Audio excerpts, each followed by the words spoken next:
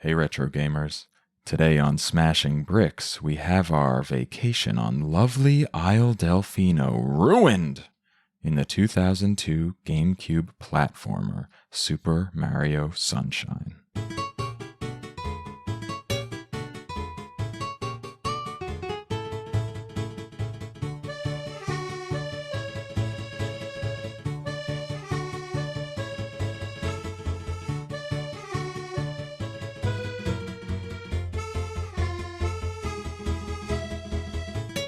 Hey, welcome back to Smashing Bricks, a retro gaming podcast. This is episode 14. My name is Eddie Inzauto, and today I'm joined by returning guest Sadie Flayeh, the PR Slayer. What's up, Sadie? I think it's weird for me to hear that from you because that sounds like my old universe saying things from my current new universe.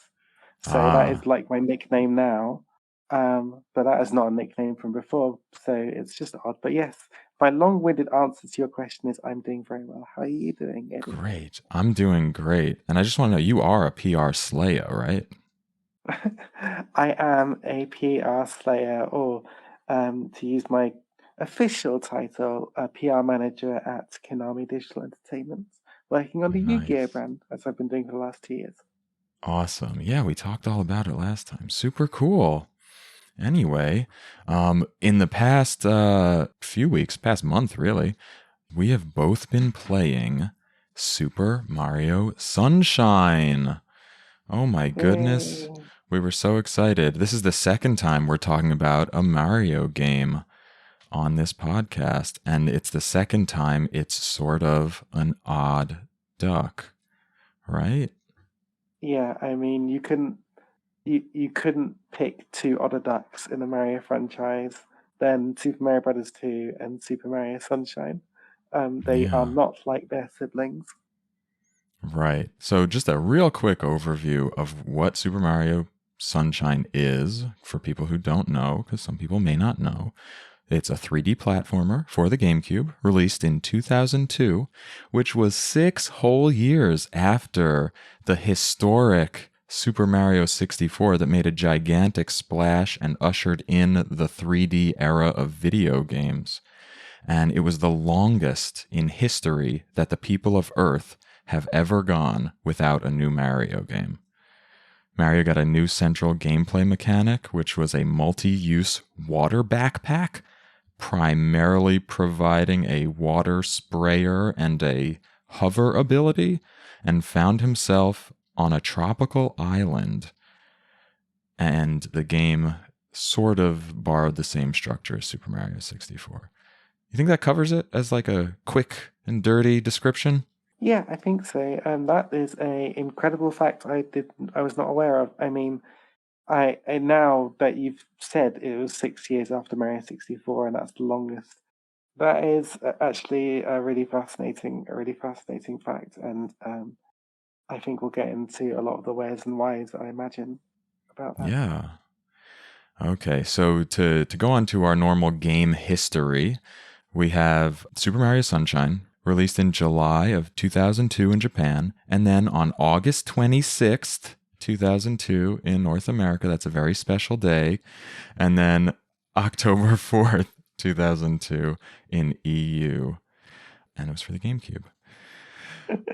This was, of course, created by Nintendo EAD, which stands for Entertainment Analysis and Development Division, which was formerly R&D4, Historic Development Team at Nintendo.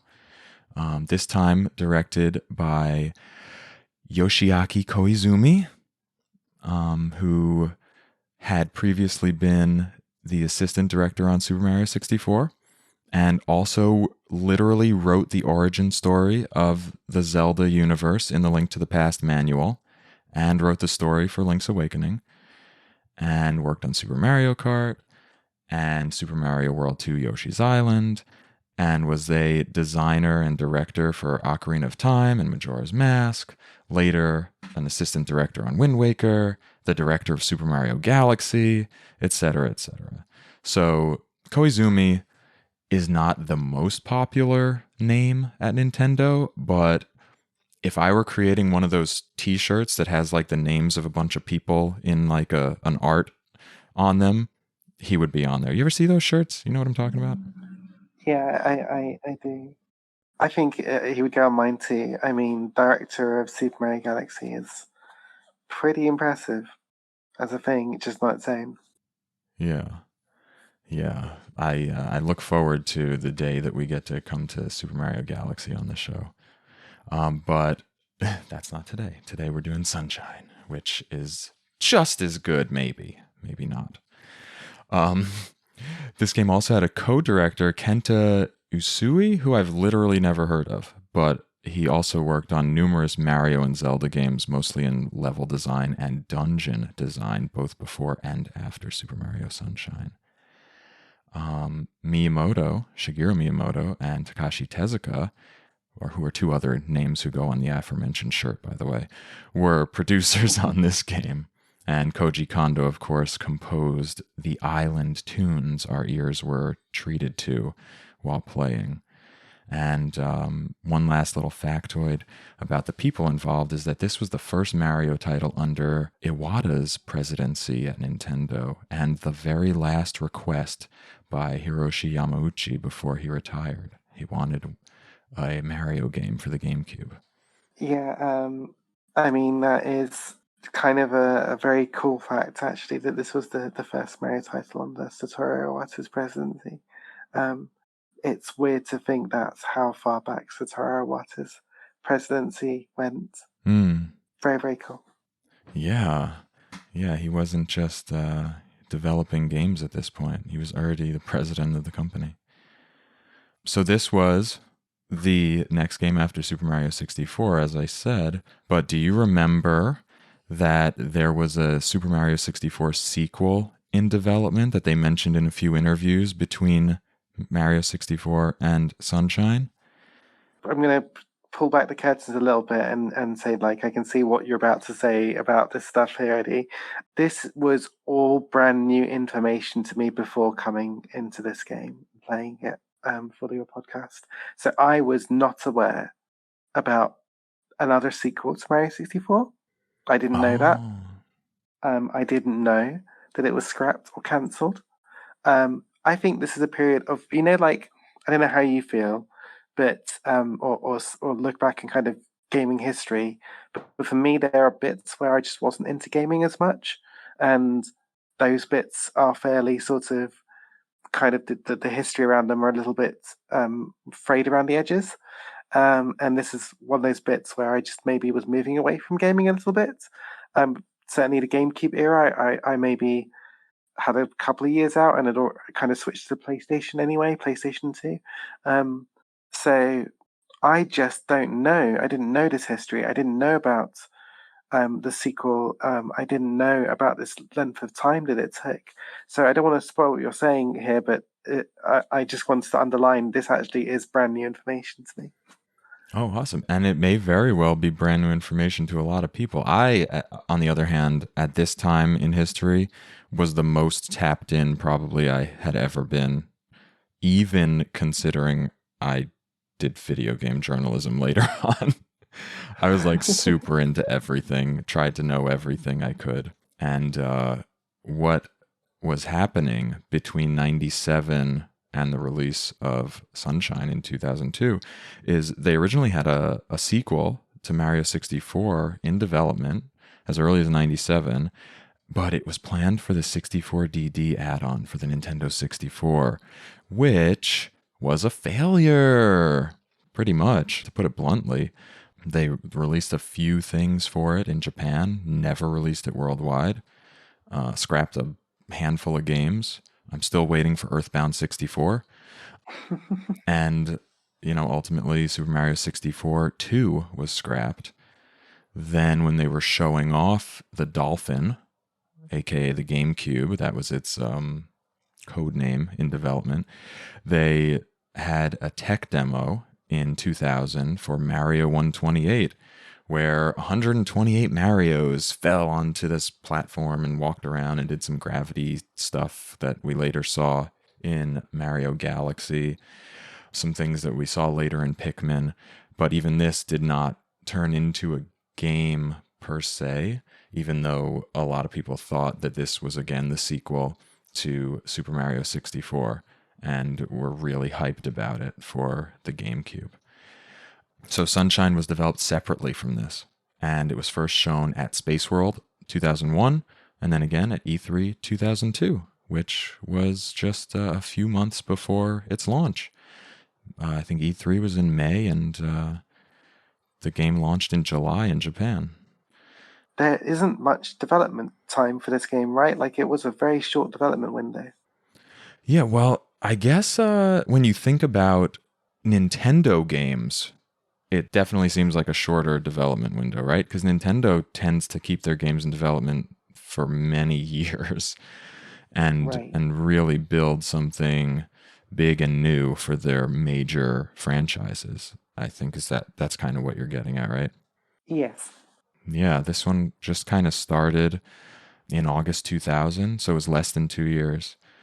And they built it off of this idea of Mario having a water gun, squirt gun, water pistol, as Koizumi called it.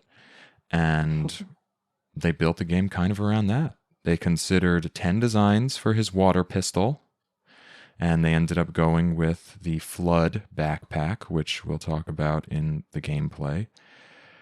Apparently that wasn't the favorite. The Flood backpack was chosen because it was the most appropriate for the setting. Yes. Which is... Yeah, it kind of matched the island.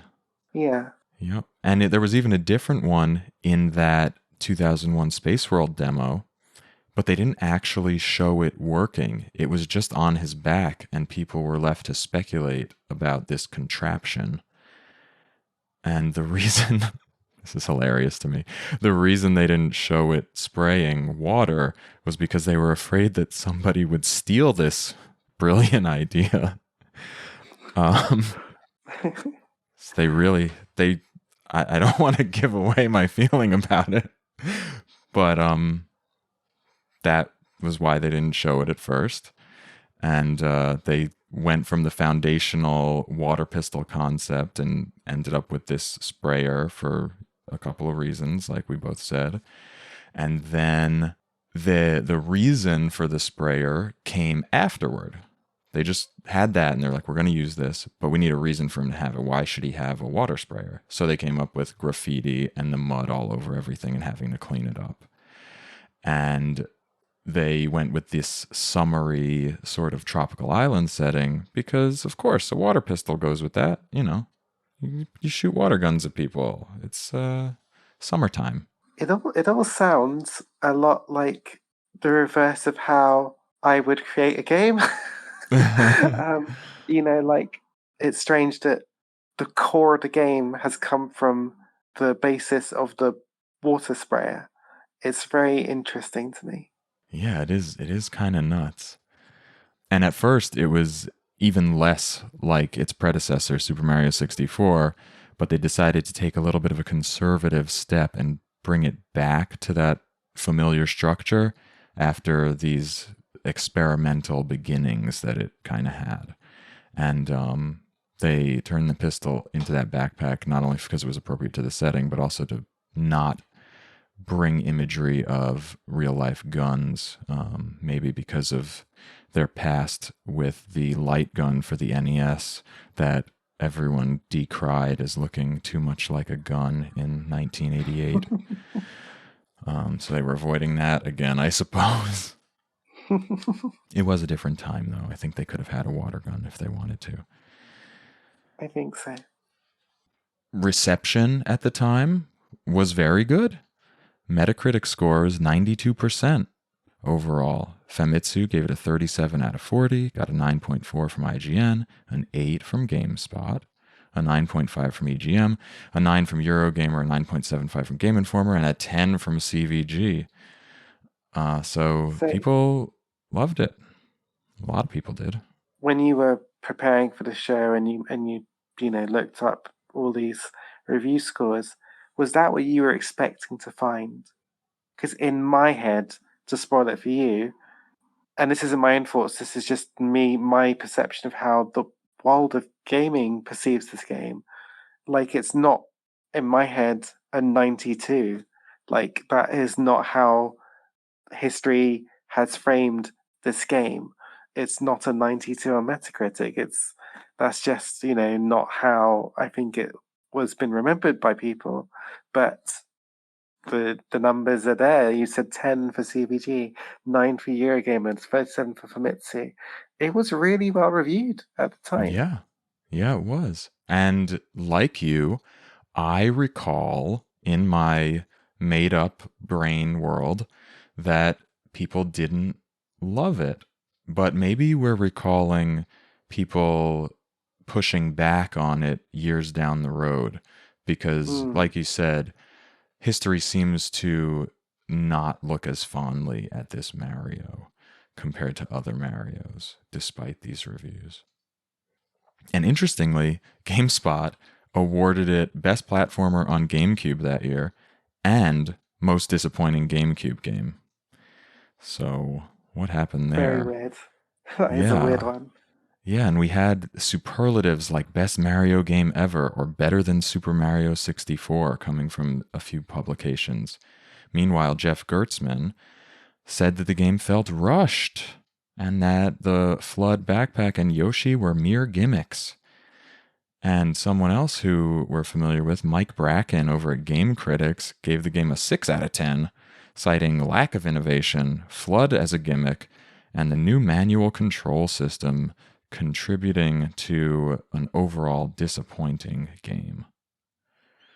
Okay. Those are two excellent names to pick out from there. Jeff Gerstmann, of course, going on to found Giant Bomb and continuing to be a massive voice in the games journalism industry. And now Mike Bracken is the horror geek on YouTube and has this incredible following that he was destined to have as this bastion of all things horror. I mean, the man has ridiculous amount of knowledge of horror movies, but yeah, not surprised to see Mike be critical, but maybe interested to see that he seemed to be an outlier at the time, which is and Jeff Gessman, it seems, as well. Yeah. But what did the customers say? So the game sold 400,000 units in 4 days in Japan. These numbers are incredibly small by today's standards, obviously. But at the time, this is what they were. In the US, they did 350,000 in 10 days. But I guess it surpassed GTA 3, Halo, and Super Mario 64 launch numbers, so it was good. And in Europe, they sold 175,000 in a week, making it overall the 10th best-selling game of 2002. Not typically what you expect from a Mario game, right? 10th best of a year. It's interesting, though, because I remember back a million years ago when we talked about Super Mario Galaxy on the Big Red Potion podcast, we were a little surprised by its sales numbers and how they were dwarfed by New Super Mario Bros. On the Wii. And I don't think the 3D Mario games have traditionally been amazingly massive sellers compared to New Super Mario Bros. And I remember being really surprised by that. So I don't know. Maybe this is good or maybe it isn't, but it's not huge numbers either way. Yeah, and actually, Iwata said the following year that Sunshine's sales didn't meet their expectations. So that's a data point for us. Iwata was disappointed right off the bat. Started as president, immediately disappointed. Yeah. Overall, though, by July 2006, the game had sold 5.5 million, and by 2015, it had sold 6.28 million. So that's a long time, 2015. But ultimately, it's the third best-selling game on GameCube behind Super Smash Bros. Melee and Mario Kart Double Dash. Also, basically strong. Mario games. But that's pretty strong. Like those are Super Smash Bros. Melee is a fantastic video game, and probably the formative Smash Brothers game, right? that should be the number one on GameCube. And Mario Kart is always going to be hard to beat. It did well. 6 million is more than I would have expected it to sell, actually. So, to put the growth of the gaming industry in perspective, we had a re-release of this game along with, what else was on there? Galaxy and Super Mario 64 on Super Mario 3D All-Stars for the Switch in 2020. Were those the 3 games? Those are the 3 games. That's how I've been playing it, going back to it on Nice. the Switch version. So you've been playing on a game card / download, I think, that has sold 9.1 million copies.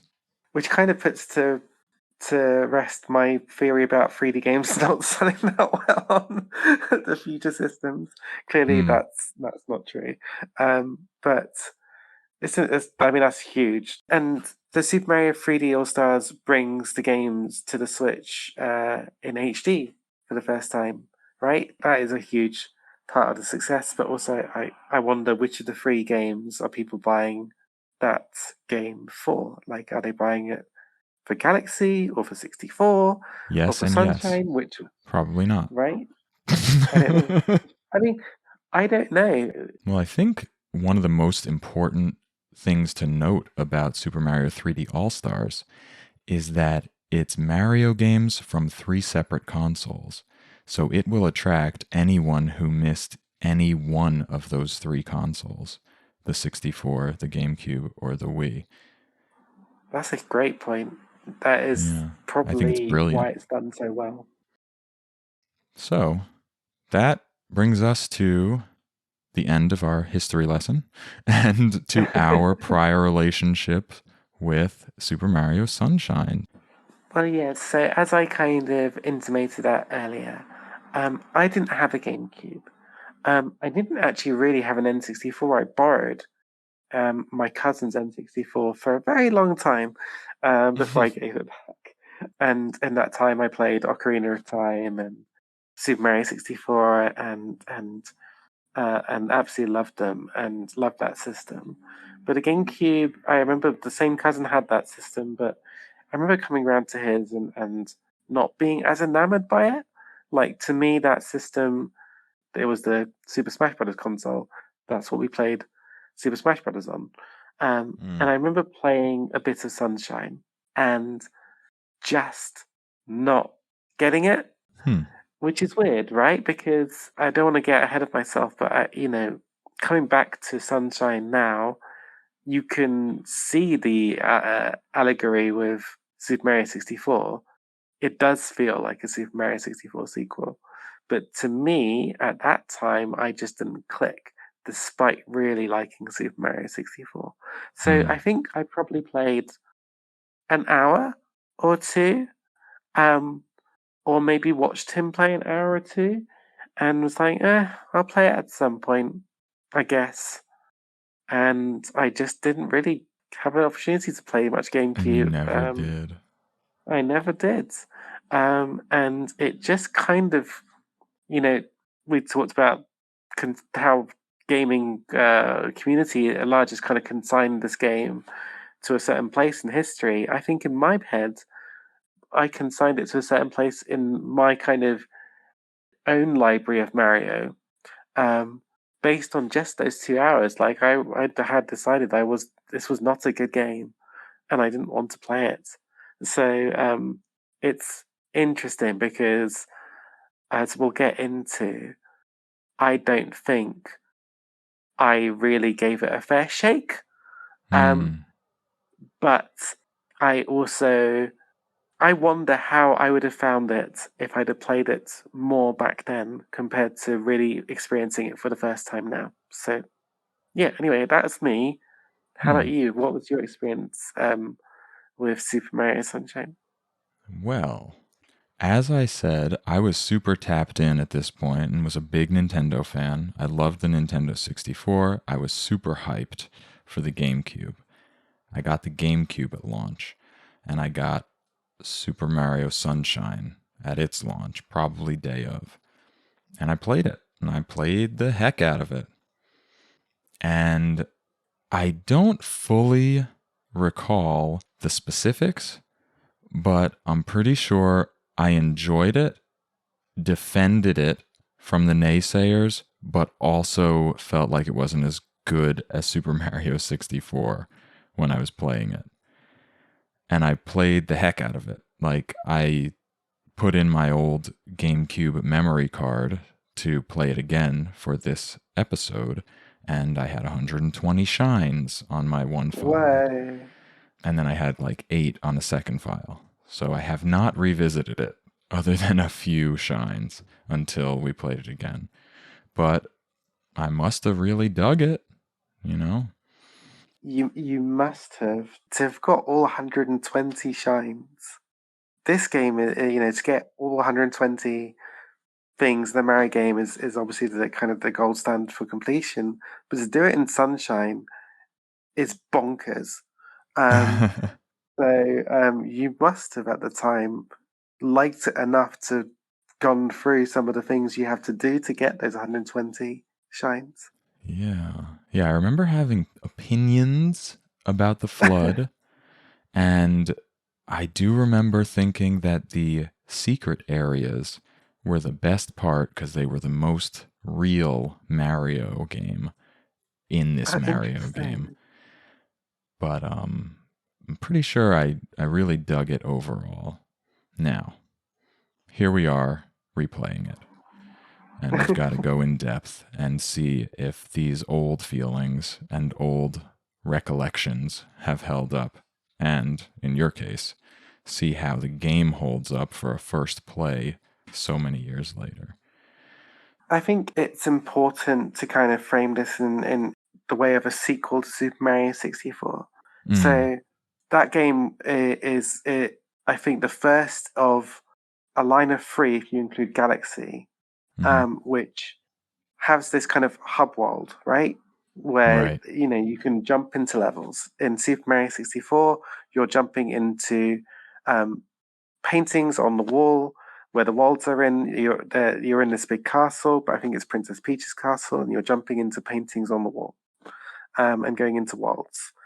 In Galaxy, you're being flung into space by stars. In both those games, you can do multiple different things in a level, and each time you do one of these missions successfully, you get something. In Sunshine, it is the star shines. Yes, Super Mario Sunshine follows the same idea of a hub world, which is the Isle of Delphino, this holiday destination, which you kind of described at the beginning. Yeah, it's like a little port town. Yes. It's a seaside town with a brand new race to the Mario franchise who have very big noses, and I don't really know how to describe them. They're kind of fish-like? I don't know, squid-like? Octopus-like? How do you describe Marshmallow-like? I don't... Hard to say. Yeah. They're almost like that, what was that? There was a drawing, Kilroy, sticking his nose over the wall during the war. Do you know what I'm talking yes. about? I know exactly what you're talking about. They look like that. Yeah. Yeah. That's a deep cut to high school social studies class. It's a good one there. I liked it. So yeah, to get back to the structure then, you have these, I think in Sunshine, it's walls that you jump through by paint being on them or something. What is it? There's a few different ways. You run into areas on Isle Delphino in this town that will lead you to the levels, but they're not all the same. A couple of them are like M-shaped glowy portals that are very reminiscent to jumping into the paintings, and they kind of suck you in. And then another one is a cannon that shoots you to an island off in the distance. Another one is a warp pipe on the roof. Another one's another warp pipe. Another one you walk into the mountain. That's the last level. But yeah, it's just different portals around this town that bring you to the other worlds, which are not worlds. They're just other points on the island, sort of deeper on the island or on the other coast or whatever. And there aren't a lot of them. No, that's the big thing. So like, I was surprised by that because immediately I recognized this kind of basic structure, from Mario 64 especially, and seeing and also coming back in Galaxy. And in both those games, there are loads of different worlds to explore. And that's a big part of why those games are really enjoyable. The variety of Galaxy is definitely one of its strongest points. You think of all the different ways that you can control Mario in these different worlds, like the B level and the levels in clouds, entirely in clouds, things like this. In Super Mario Sunshine, there are just 7 worlds, I think, and loads more missions within the worlds, which to me is a dead giveaway of the development issues they must have had with the game, that they didn't have enough time to create as many worlds as they may have liked. That's my gut impression of that. Like I don't know what you think. Yeah, I kind of get the sense that there was some sort of difficulty coming up with content for this Mario game.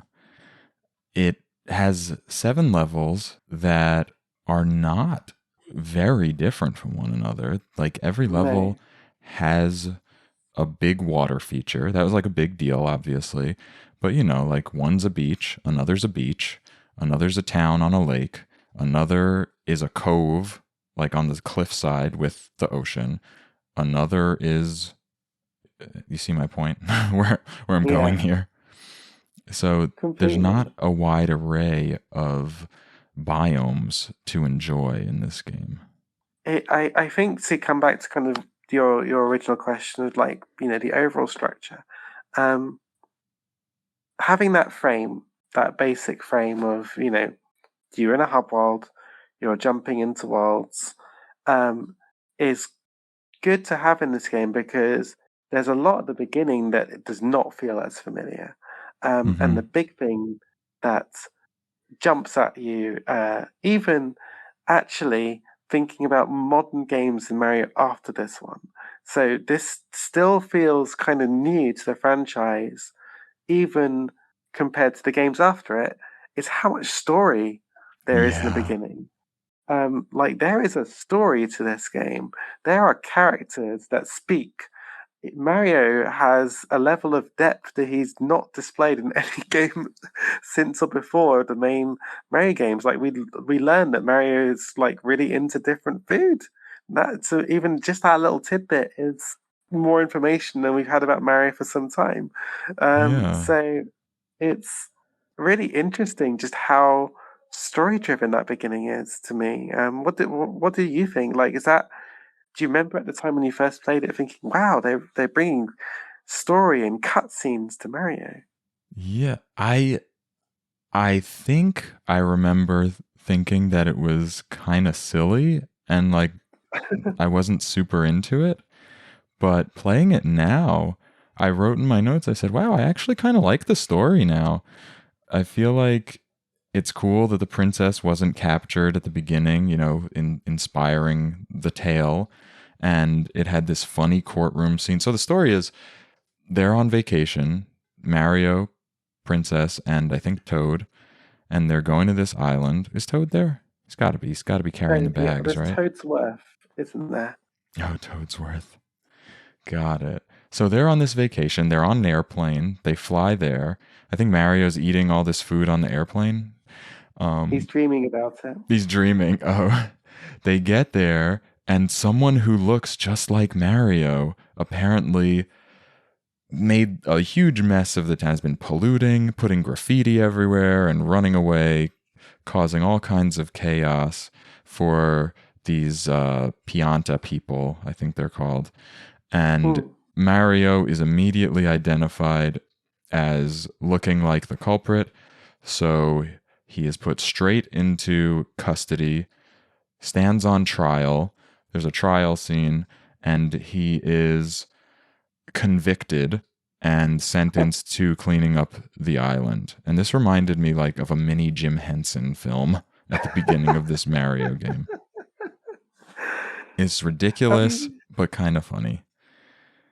as someone who's not played Sunshine before really properly, and I'd forgotten this intro clearly, just hearing you say, and Mario goes on trial and he's convicted.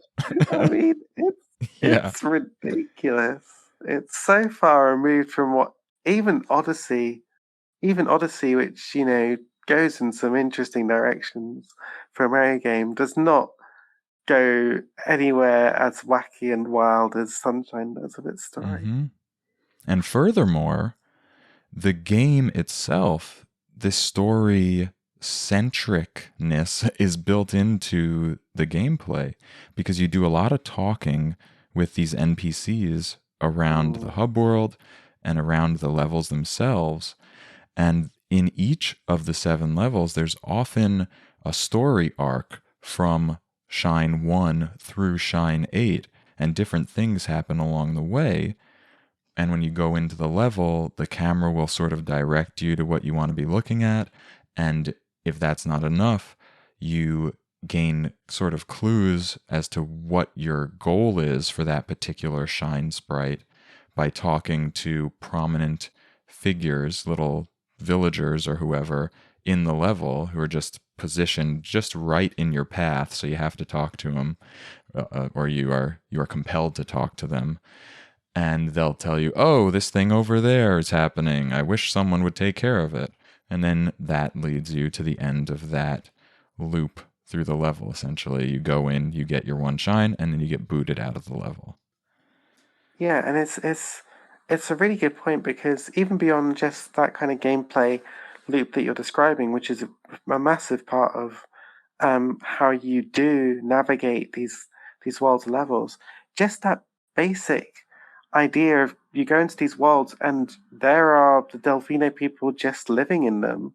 They're just there doing their Hanging out. thing. They're chilling by a tree or playing on the beach, or tending bar in some of them, or this is their island home, and you're just visiting and happening to do all these wacky wild things there. It is such a departure from 64 in that regard. 64, the worlds that you enter do not feel real in any They're way, not shape, or lived form. in, right? No, Yeah. they're so far from lived in. Same for Galaxy. They're worlds that are created purely to play, to do gameplay in. Yeah. They're They're like video game levels. they're video game levels. That's the best way to describe it.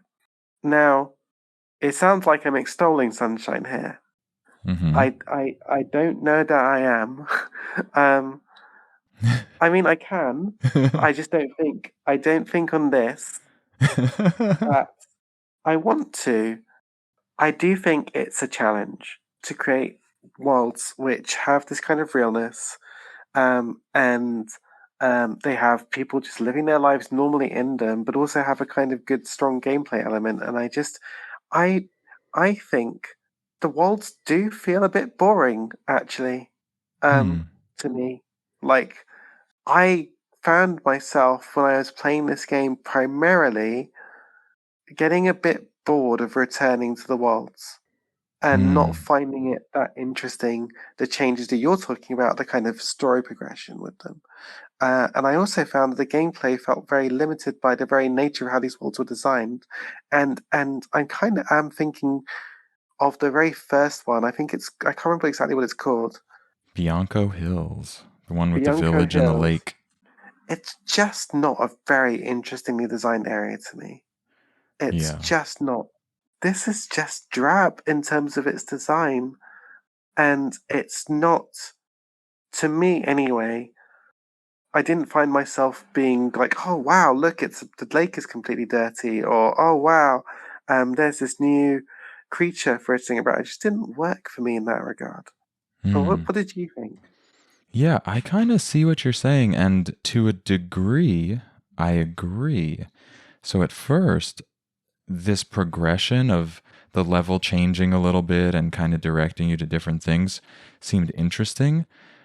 And then later on, I started to realize that I wasn't as comfortable with this design, with this progression, this procedure, as I was with something like Super Mario 64, even though they both have the hub world, and I love having the hub world. I love jumping into a level, playing for a shine or a star, and then getting booted out, and then being able to maybe go somewhere else or go back in and do the next thing. But in this one, it did feel a lot more linear, and it also felt long because there were the 8 shines instead of like the 6 in Super Mario 64 with like 3 times as many worlds to go to. I prefer less time spent within each level and more time spread out into many different levels. So the way they did it here leaves you more opportunity to tire of these environments that you're in, especially when they're all very similar. And especially when the things that you're doing in each level kind of lack variety. For example, you have a few repeated goals in almost every level. There's a secret level where they take the flood away from you, so you have to jump around without the safety of your hover pack. There's a red coin shine that you have to get. There's a conflict with Shadow Mario that gets you a shine. There's often a race with this runner, Piantissimo. And again, all the levels are similar with their water. But at the same time, I also felt like this game did have a lot of good control mechanisms to it. Like there's a lot of good platforming in this game, which at the same time was hurt a little bit by the camera, which will have to give its own section, I think. And as you were making comparisons to other games, I think it's worth noting that I came immediately off playing Super Mario Odyssey for the Switch, which everyone in the world thinks is one of the best Marios ever made, and I didn't love it. But Quite interesting. that game did it very, very differently from this one.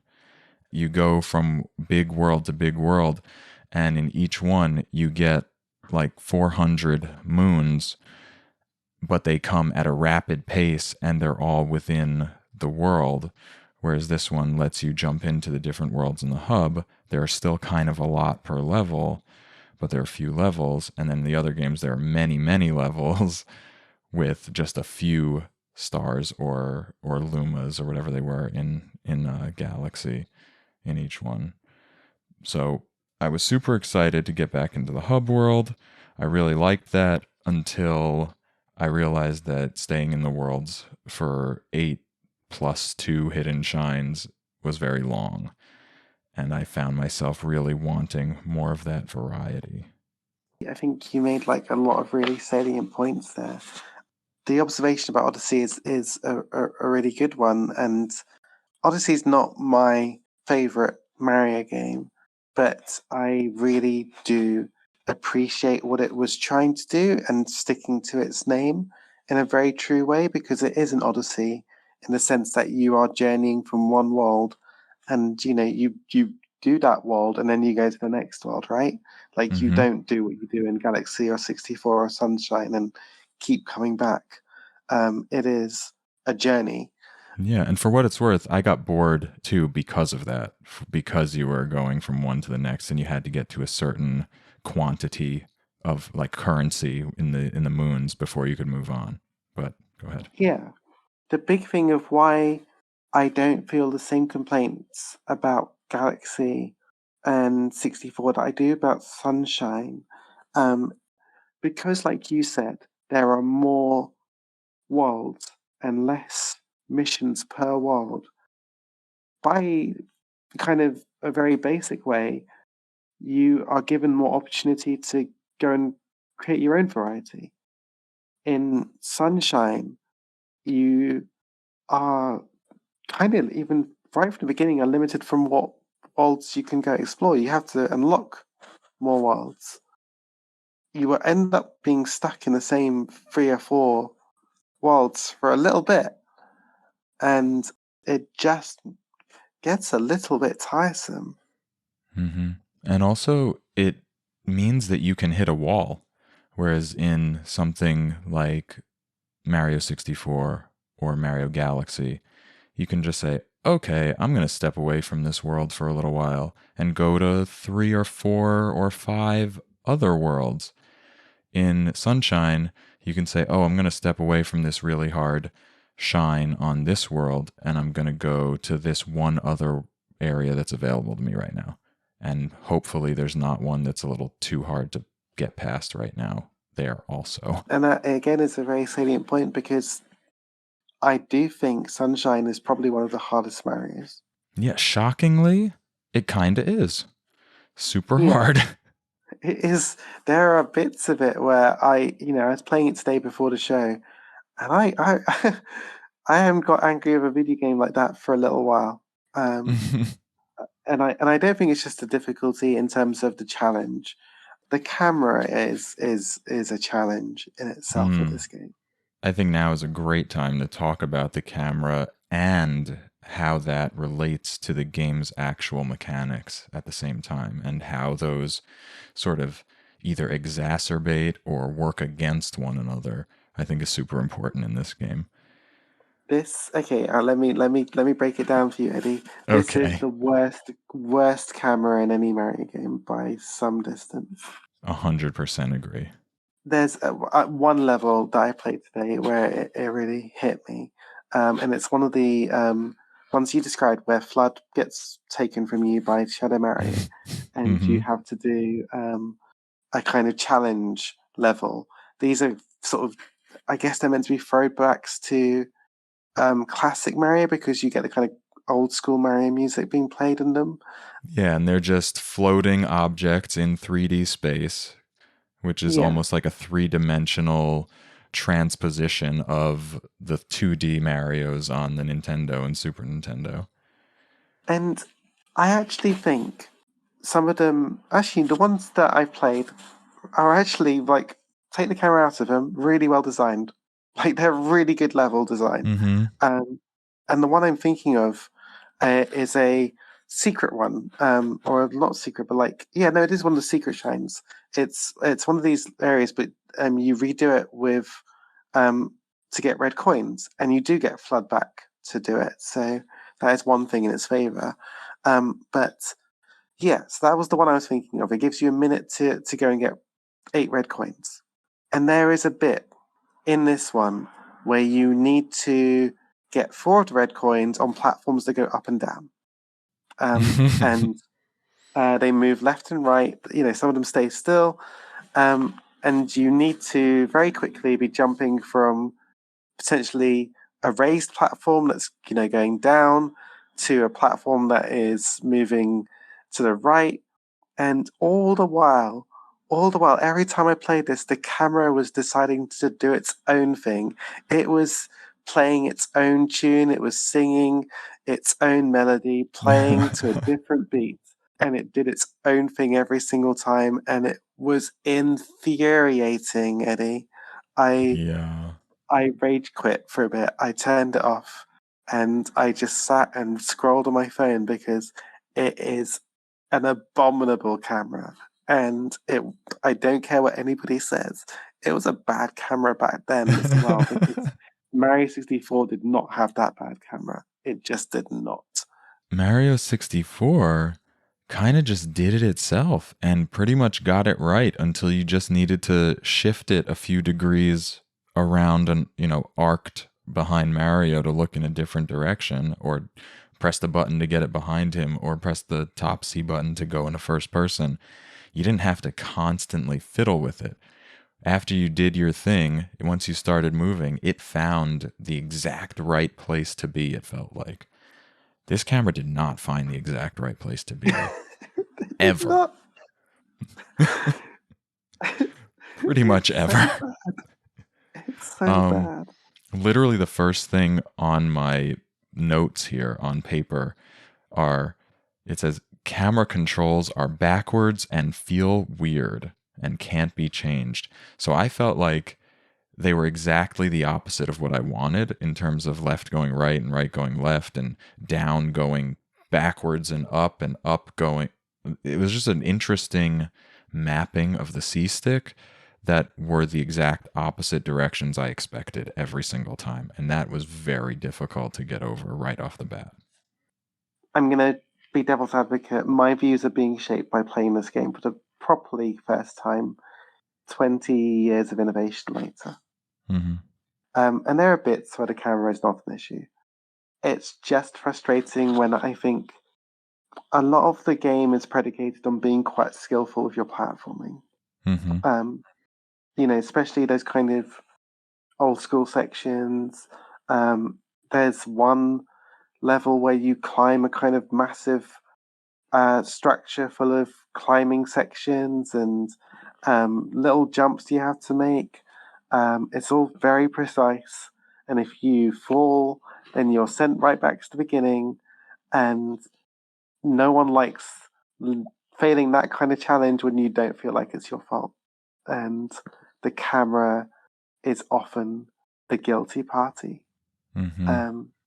And it's a shame. It's a Yeah. shame because I think it makes me feel this. I don't know what you think, Eddie, but it made me feel playing it today like the controls are bad. And I know they're not The controls, I think, are excellent. bad. Yeah, I know To be they honest. are. Yeah. But it made me feel like they're bad.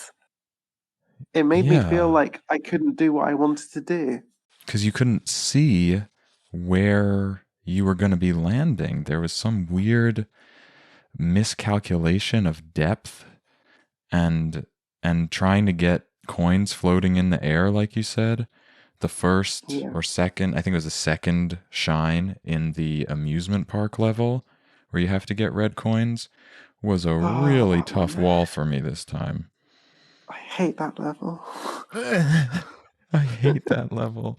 Oh my God. But then you have other things that, coming off of Odyssey in particular, because I, again, wasn't a huge fan of Odyssey, I felt like I was playing like a real Mario game again with the rope walking and climbing on grates and hitting the doors and spinning around and picking up items and grabbing enemies. And you have pretty precise jumping. You have the Mario dive where he dives forward and slides on his belly. You can get him to run straight by holding the control, the stick straight, and he doesn't like jiggle back and forth like in Odyssey.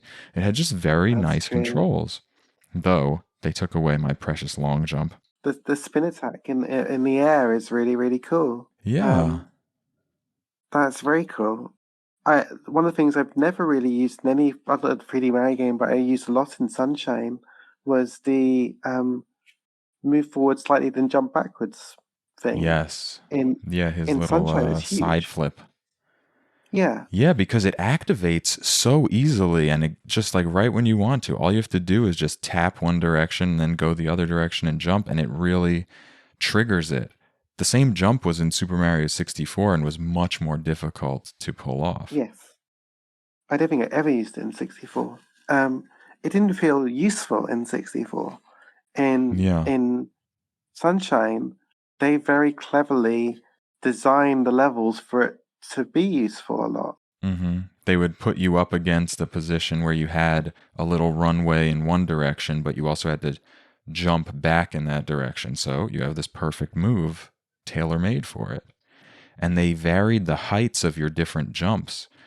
Like your regular jump was one height, your double jump was another, this backside flip was another, the spin jump was really high. So you had different tools for different tasks. And then you're combining all of that with FLUDD, right? Like that's the thing. Like you do your kind of, I don't know, your crazy backward side flip onto, say, the top of a market stall. And then that market stall bounces you up into the sky. And then you can use FLUDD to correct your trajectory and reverse almost back onto the platform you're trying to get onto. Mm-hmm. And that's just not something you're getting in other Mario games. Yeah. FLUDD, it's funny because at the beginning of this we said, I said it was to me a bit weird they designed the game backwards. You design FLUDD as your core, and then you come up with this whole concept of a world, which we know when we think of Sunshine, we think of that world. But then you use Flood, and you're like, oh yeah, I get it. Like it should be designed around Flood. Flood is cool. Yeah, I don't hate Flood. I think Flood is cool. I love the hovering, especially. It's very weird because that hover mechanic makes a lot of the platforming much easier, despite this being a notably difficult game. So it's this weird sort of combination of things. Yeah, I mean, when we talked about Super Mario Brothers 2, I told you that I only played as Princess Peach. Oh yeah, and it's Flood. It's Flood. It's Flood. Flood is Princess Peach. Princess Peach is the best character in a Mario game. Therefore, Flood is good. It's my esteemed logical theory here. Yes, I see the logic proof already on my whiteboard. If hover, then good. Got it. If hover, then good. But you're right. Like it stopped me from getting a lot angrier with the game. Like, like no, seriously, I would make a lot of mistakes because of the camera, or because I'm trying quite complicated things that the controls allow, but are then negated by the camera, like not kind of being able to keep up with what I'm trying to do, and being able to, quickly toggle on the hover and at least correct a bit of the mistake. It's huge. Yeah. I was constantly on that R button. Yeah, right? At the same time, as much as I like Flood, it is a cataclysmically bad choice to only ever let you have the 2 settings on it. You should have all 4 of them. Yeah. And cycle between the 4. Everything Flood does is cool. And I want it at all times. And I get annoyed that I can't have it. Interesting. Yeah, see, as an alternative take, I felt like the other 2 were just contrived. Oh, interesting. I'm not sure even when you're supposed to use the jetpack one. Like, I remember maybe you have to use it to jump a distance somewhere. Maybe a couple times, but otherwise I found it unusable. Not the rocket one. The rocket shoots you up really high in the air. Yeah. And that one had its uses, and they designed for that. But the one that's like a propeller on your back that shoots you forward. I used that when I wanted to navigate a level really quickly. I see. See, I would just dive on Mario's stomach and do his head first dive, and then you could flip out of it and go really fast. It's such an annoying thing. I don't like the Mario dive. No? Well, I'll tell you, I prefer that long jump, and I'm very upset that it wasn't there. I do like the long jump, and I'm sad that it's not there too. I was super happy to see it in Odyssey. That's the thing in Sunshine. By very first level, for all my criticisms about it, you get that cool beginning of you get to do the slide. You can do the slide into the actual water slide towards the river, and then switch immediately into your the thing that lets you hover, basically. And you feel badass. You feel really cool. You're like, yeah, look at me. I'm just immediately going from a slide into a... Yeah, I'm like Iron Man. And it's a fleeting feeling because you don't get that feeling too much in the game, for me anyway. But you can see in just that little 10 seconds, there is the basis for something really cool here. I mean, I think they put together some really interesting platforming sequences in this game, though. Especially when comparing to, again, Odyssey, coming off Odyssey, where I didn't find a lot of the stuff that I was doing sort of in physical space very interesting. And then I came to Sunshine and I was like, oh, wow, look at all these jumps and having to climb on this pole and spin around it and jump off of it and spray water on this thing so I could walk on it before it falls again and jump onto this other thing and climb over it and go to the other side of it. And I have to do this kind of jump here and that kind of jump there and bounce on this rope and avoid this thing that's swinging across trying to hit me. So I think there's really good stuff in there too, though. But Flood, okay, but continuing on Flood, we're mostly talking about Flood in terms of the hover nozzle. That seems like the most important one for platforming. But a huge part of this game is this cleanup process. We have so much of it where you have to spray water to clean up this goop or different paint or spray an enemy or spray in an enemy's mouth. And there's also the parts where you spray a wall and it erases some marks and that spits out a coin either there or somewhere else and you have to go run for it. So there's just, you're spraying stuff a lot too. How do you feel about the what is essentially the first mechanism conceived for this game, the water sprayer? I have lots of feelings about this. Ooh, let's hear them. This game's a roller coaster of emotion, and it includes a roller coaster in the game. It does. Where to start? I think the important thing again is, like, I think if I'd have played this at the time, 20 years ago, I don't think my feelings would be as strong. I don't think this is a mechanic that's aged well. I do think that, I know you wanted to move on from the camera, but I think the camera is a part of this. The camera informs everything else. The camera does inform everything else. Like, trying to direct the water spray is one of my least favorite things I've done in a video game this year. And admittedly, we're only in April, but like, it's not fun. It never feels precise. Even when you're standing there using your the R stick to, like, okay, now I've got total control. Why am I not able to make this go in the direction I wanted to? Like, trying to get the direction right, get the distance right, and then the weird nuances of, like, the game deciding that even if you got those two things right, like, I'm going to decide that you haven't hit the hit window or whatever it is. Right. It's not fun, Eddie. It's not fun. Yeah, there are kind of like 3 levels of controlling the spray nozzle.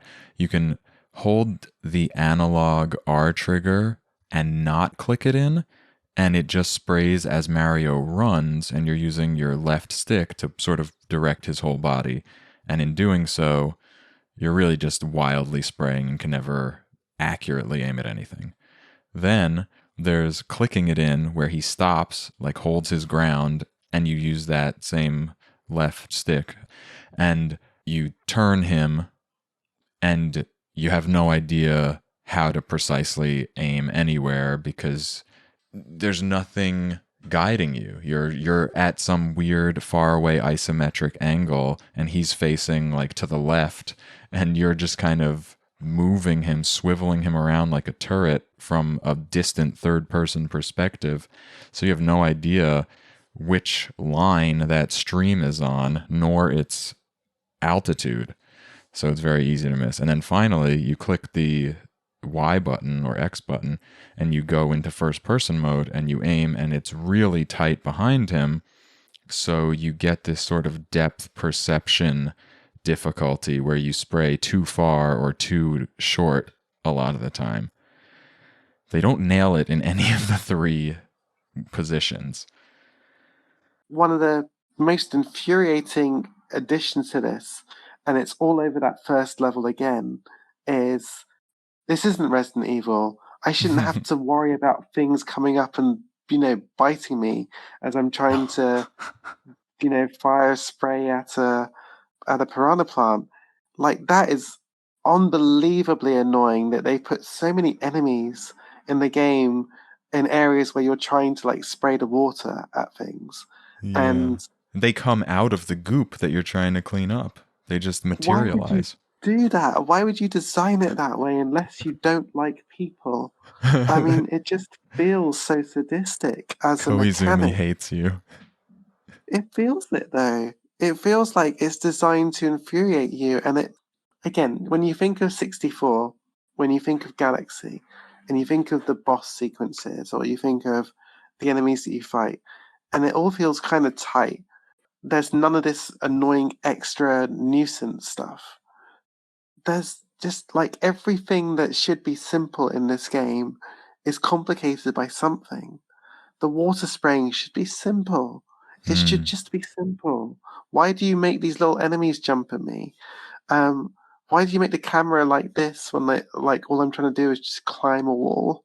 And it's frustrating because I do think you're right. Like there's a lot in this game that is really, really commendable, but the basics for me are really bad.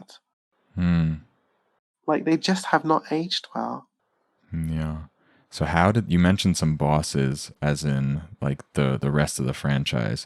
Now we had some bosses in this game, and I don't know if they're easy to recall, but how do you think you felt about some of these bosses? Like, I guess we've covered the polluted piranha, which is the one that's covered in goop and you have to spray to de-goopify it while those things are bouncing, and obviously you hate that.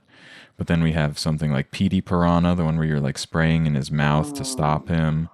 Then we have the big blooper where you have to pull on his arms and stuff and sort of slingshot them back. We've got a wiggler on one of the levels where you have to spray a little plant that bursts up and flips him over.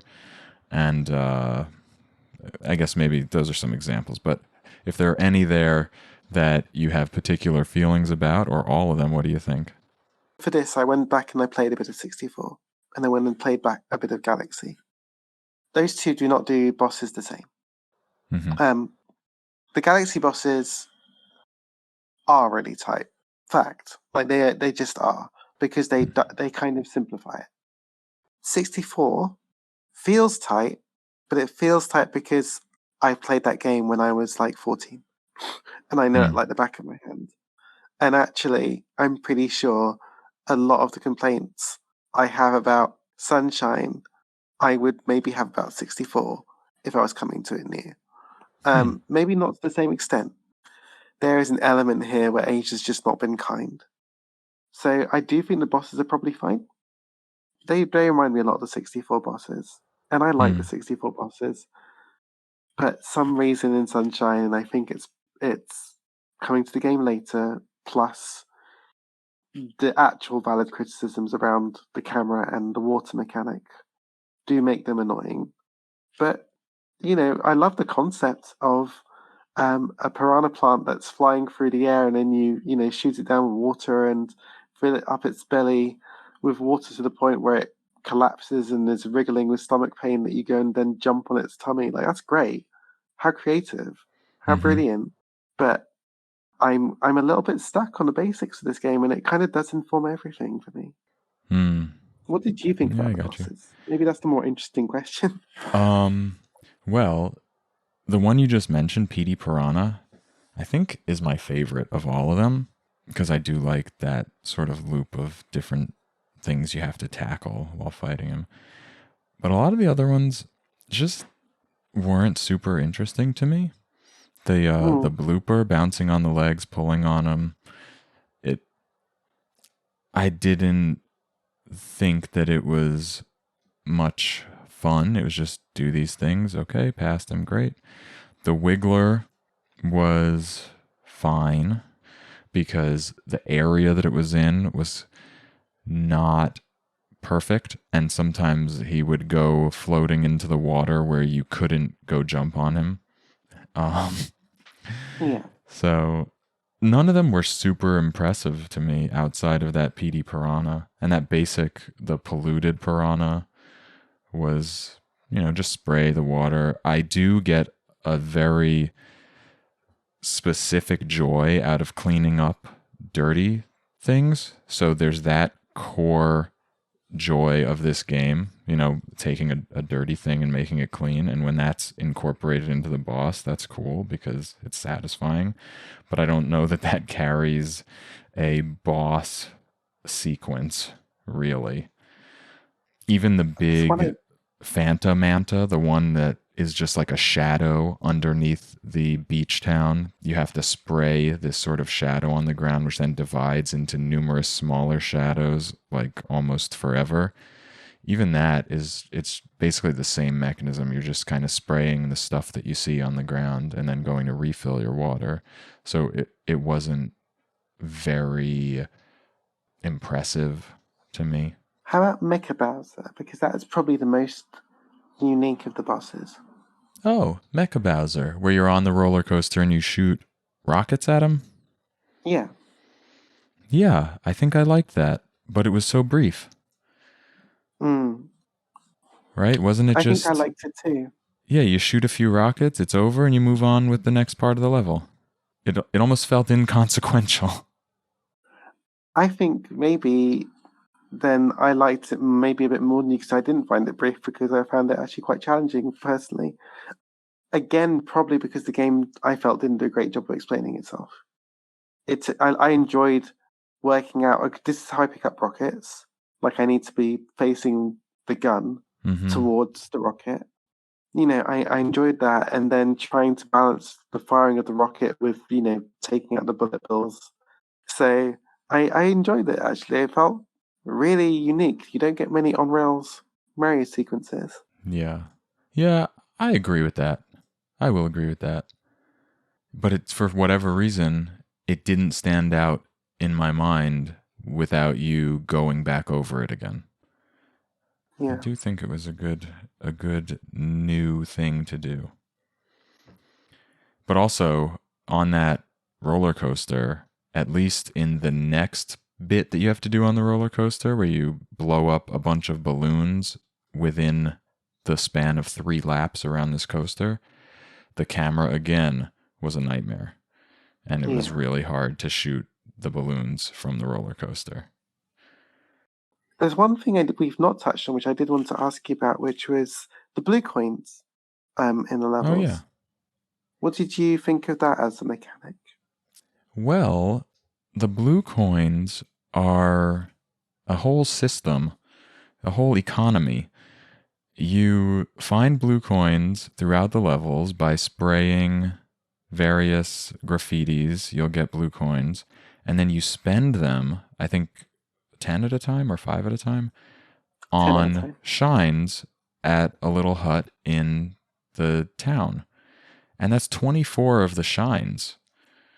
So, you know, it's fun to go collecting, you know, collectibles in a platformer. Sometimes that's a lot of fun. And I did like acquiring the coins, but thinking about it, and the fact that 24 out of the 120 shines feels like it's filler. It's a lot of them, isn't it? Yeah. It's a lot of shines. I like trying to find secrets in levels. Yeah. I think that's one of the best parts of a Mario game. I think I liked them. I liked that it gave you the feeling that even if you were struggling with the main objective in a level, you were making some kind of progress. That's true. Yeah. I almost would prefer, though, if getting those coins could then, instead of buying shines, buy me more like classic Mario power-ups. Like you can get power-ups in Super Mario Bros. 3 from the Toad houses and then use them as you need them. If I could use the coins for like an item collection system that could then help make some of the more trouble points throughout the game a little bit more manageable, that might have been a much better use case for the coins for me. That sounds really interesting. I could see that working. Definitely. I could see that working. I think that would be super encouraging to have some sort of reward that is other than just the standard stuff that you have to get to progress in the game. I don't know. We were talking about some of the things that aged, you know, throughout this whole thing. I love the GameCube look. Like everything about the graphics of the GameCube hardware, the software that this hardware produced, just looks great to me. And I love the way the water looks. And this system was so good at making water look good. You know, they had the Wave Race sequel, Blue Storm, that was an early title with just beautiful water. They named it Dolphin as the code name. I think it was like a big important element of the GameCube to reproduce water. And that may have been some other underlying inspiration for the subject matter of this island themed Mario, because it looked good then, it looked amazing then, and still looks good now. And I think all of the the Mario model himself and a lot of the character models, they all look really good, like smooth and round and like just very much like what I would think of as a Pixar film if I was, back in the 90s. When you look at games and you're like, they look so good, how could graphics get better? This sort of reminds me of thinking that way, like, wow, this Mario looks more perfect than I could have imagined today in 2002. And today in 2023, it still looks really good. I definitely agree on the water. It was interesting. I watched a few sort of retrospective videos and fan videos about this game, and almost every single one praised the water. Like, clearly that is stuck with people and something that's really impressive visually about the game. I do think there are some really neat visual touches. I like the kind of heat effects of the island where you get the kind of hazy camera. I think that's kind of cool. It certainly makes you feel the heat of the game. The game is very good at using light in a very basic but effective way. Even just things like the title sequence and the amount of flair that is used and where it's used is very creative and very, very defining. I do agree with you as well that Mario does look good. I think at times in the cutscenes it looks a bit pixely, and I don't know why that happens, but it feels like this is the one that establishes that kind of Mario look. The Mario that we know from present day is it traces its roots to Sunshine, not 64, not World. Same for Peach, actually. Her look comes from this game as well, really. So yeah, there's definitely something to the visuals. Audio, I have less good things to say. Let's hear it. It's all a bit one note, isn't it, really? It's yeah. A lot of these videos that I did watch, those retrospective videos, they're going on about I could hear that overworld hub theme, until the end of time, and I'm like, I can't stand to hear it another 2 minutes. Ding ding ding ding ding ding ding ding ding ding ding ding ding ding ding ding. It's a little bit too much. It's too much for a hub world. Like, the 64 hub world music is so good.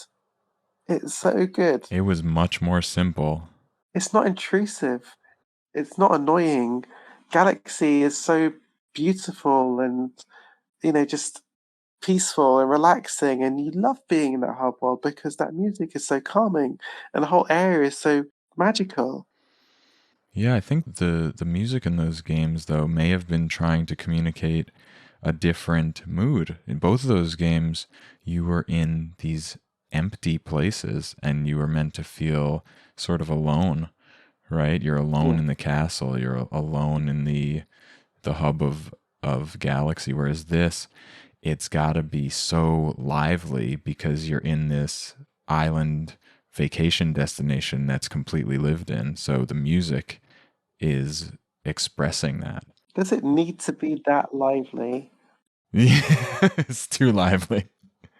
I'm unconvinced. I could have taken a kind of, Hawaiian kind of, what's the, like, luau kind of, just very relaxed music. I just, it's too fast. God, I sound like such an old woman. But like, it's just a bit much, isn't it, really? Do any of the other levels stand out to you at all? Can you even remember any of them? No, none of the music. I can barely remember the levels. Like, yeah, the only music I can think of that game is that bloody pub theme. And it's actually, what's annoying again, if I hadn't heard it so much, it's quite a good bit. It's quite a good tune. It's quite catchy. It's not bad music. It's just a bit much. It's just a bit much, especially when you actually spend a lot of okay, because I feel like I'm so critical of this game. I do think, weirdly, Delphino as a hub is really cool. Like, there's a lot to do. Mm-hmm. There's a lot to do. There's a lot more to do than there is in any of the other hubs that we're talking about. Like, it's in a sense, it's its own level. You can get 18 shines there, right? not including the 24 that you buy with blue coins. It's a good hub. I can't hear that music anymore.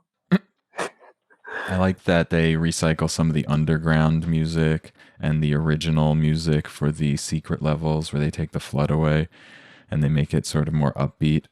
That's kind of cool. So that is actually the other bits of music I would remember. Those two bits of music stand out. Okay, let's cover a couple things that we may have forgotten. Yoshi was in this game. Is he really? Is he like what? Okay, I obviously didn't play enough to fully get it. Like, is he important? He's a variation on the mechanics, I think, because he's still spitting liquid. He spits juice after eating fruit that's scattered throughout the levels. You have to hatch your Yoshi egg by bringing the type of fruit that it wants, and then it'll hatch and you can jump on him. Sometimes it opened up a new path. I liked his jump, though, his little flutter kick, and he can jump really high if you do a spin jump. I don't know. Yoshi, it was nice. It's always nice to see Yoshi. You know, it's like, I love Yoshi. But yeah, it could have been more. I like that he changed his color with which fruit you eat. That's cool. Mm-hmm.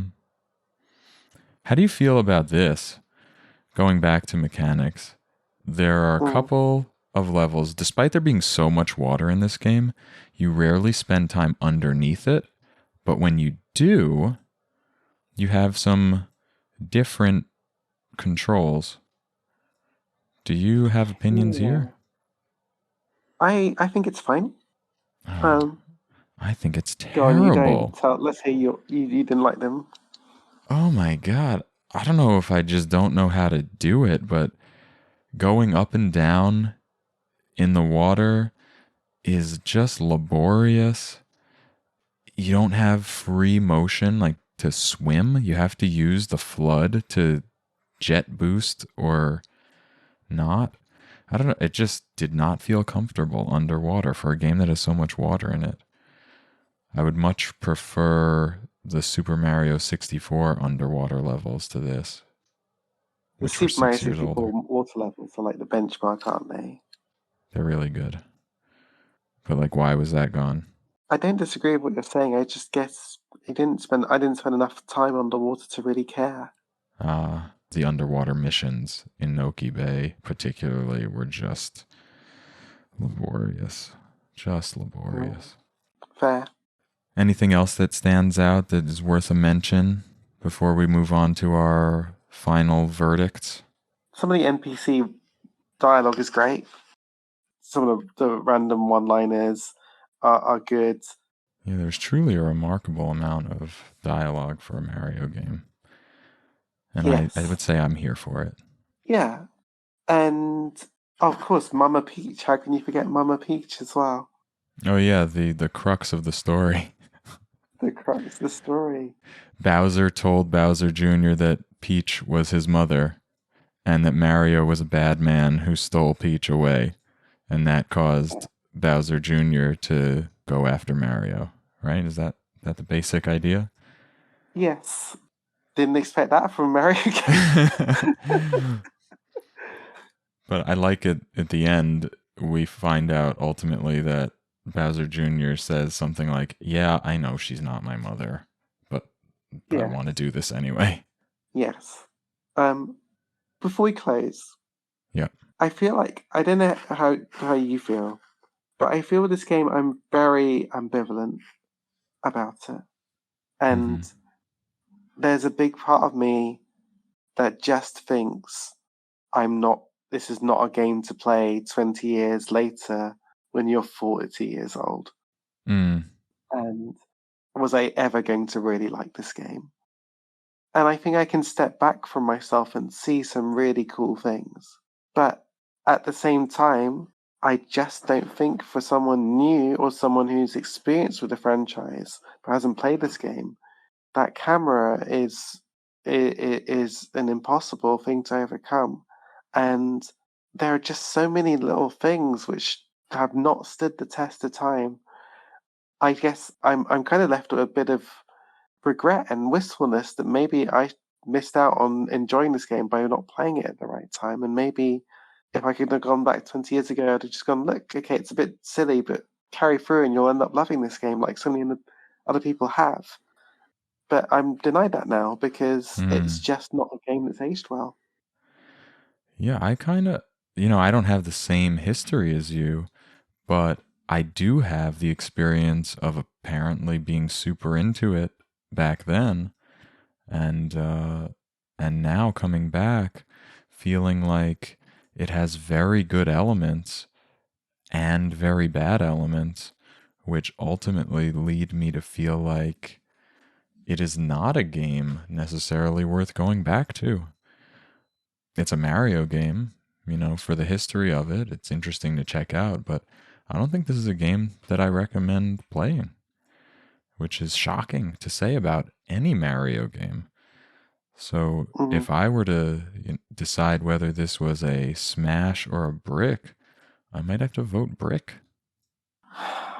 Is that 2 bricks? I think I'd vote brick too. Sounds like 2 bricks. Oh my goodness. I feel really bad about it though. Yeah, me too. Because there's such good stuff in here. I absolutely love the physicality of controlling Mario. If I could only see where he was going a little bit more precisely. And if the places where he was going were more interesting. Yeah. Can I just one more little example just to sum this up, because it really stuck with me today, and to me it really summarizes the game. So there's a egg that's hatched inside a structure, right, inside a tower, and you can jump into the tower. Even just and actually just working out that you can jump into the tower is cool. You climb up a hill, and you see some coins on the kind of slope. And you talk to one of the NPCs and they're saying, oh, but it would be really cool to slide and jump down into the tower from here. So you do it. I love that. Great direction. The game tells you where to go. Okay, good stuff. Now. Exactly. And then the reveal is absolutely awesome. You are now suddenly, it's not logically explained, but you are now suddenly in the sky, and the bird is this kind of flying platform made out of kind of sand blocks, and you're floating down onto it. And I was genuinely staggered. It was a bit of a kind of galaxy kind of moment where I'm just going, wow, that is so creative and awesome. That's really cool. Oh, I didn't realize this game was doing this, because it's such a jump from anything the game has done up to that point. It hasn't done anything like that up to that point. And suddenly you're flying in this kind of, the whole feel of that area is incredibly cool. And the game says, now your job is to get the 8 red coins. Sure, 8 red coins, what we do in Mario, fine. 2 of the coins are on one wing, 2 of the coins are another wing. 1 coin's in the center, 1 coin's on the head, and 1 coin's on the tail. And you're having to go get these coins as it's flying. So the wings are kind of going, gently up and down, and then they can go a bit stronger up and down. And the game is trying to make you realize you need to approach getting these coins carefully. Cool. Into it. Well into it. Enjoying the narrow platforms. This is good. Let's go get the red coins. Go get the 7 red coins. Great. And then the bird starts to turn. Now, it's a great idea in principle. Fantastic concept. Utterly impossible with a camera. Ridiculous. Just an absolute nightmare. And actually, getting the coins themselves is an absolute nightmare with a camera. And there's a 1-up that appears, and the 1-up doesn't always land on the bird.